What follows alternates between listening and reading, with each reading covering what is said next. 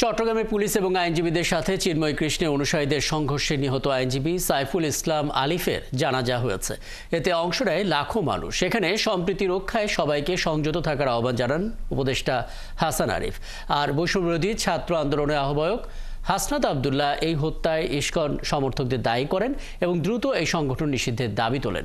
ওদিকে এই হত্যাকাণ্ডে জড়িত থাকার অভিযোগে এ পর্যন্ত ২৭ জনকে আটক করা হয়েছে। প্রণবেশ চক্রবর্তী তথ্য এবং ছবিতে বিস্তারিত।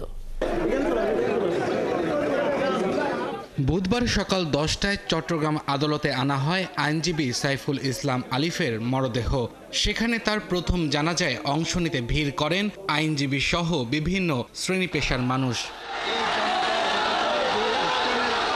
নগরের জমিয়তুল ফালাহ মসজিদ মাঠে অনুষ্ঠিত হয় তার দ্বিতীয় জানাজা।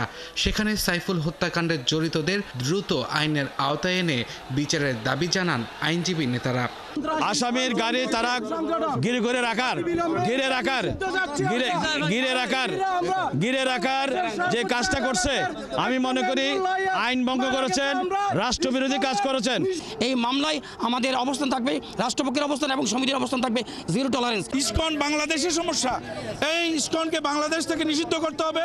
জানাজায় অংশ নেন বৈষম্য বিরোধী ছাত্র আন্দোলনের আহ্বায়ক হাসনাত আবদুল্লাহ এবং নাগরিক কমিটির সদস্য ও জুলাই শহীদ স্মৃতি ফাউন্ডেশনের সাধারণ সম্পাদক সার্জিস আলম। তারা জানান, একটি গোষ্ঠী দেশের শৃঙ্খলা নষ্ট করতে চাইছে, সকলে ঐক্যবদ্ধ থেকে তা প্রতিহত করতে হবে।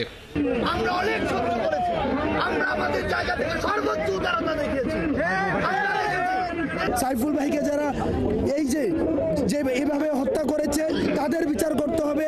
ইসকনকে এই উগ্রবাদিতা ছড়ানোর জন্য নিষিদ্ধ করতে হবে। চট্টগ্রামে আদালতে পুলিশের সঙ্গে সংঘর্ষ ও আইনজীবী নিহতের ঘটনায় কোতোয়ালি থানায় একাধিক মামলা হয়েছে। এখন পর্যন্ত ২৭ জনকে গ্রেপ্তার করেছে পুলিশ। যাদেরকে আটক করা হয়েছে তাদেরকে এখন পর্যন্ত জিজ্ঞাসাবাদ অব্যাহত রয়েছে, যে তাদের পরিচয় শনাক্তের জন্য চেষ্টা চলছে। উপদেষ্টা এম হাসান আরিফ জানান, সাইফুল হত্যার ঘটনায় জড়িত সবাইকে আইনের আওতায় আনা হবে, কাউকে ছাড় দেওয়া হবে না। এ সময় সম্প্রীতি রক্ষায় সবাইকে সংযত থাকার আহ্বান জানান তিনি।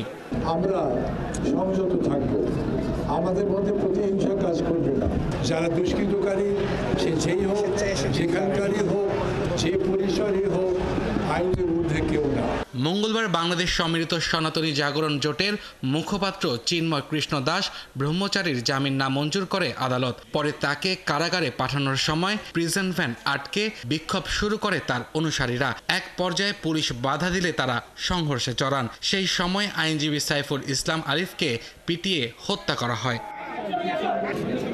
আব্দুল আল মামুন, ৭১।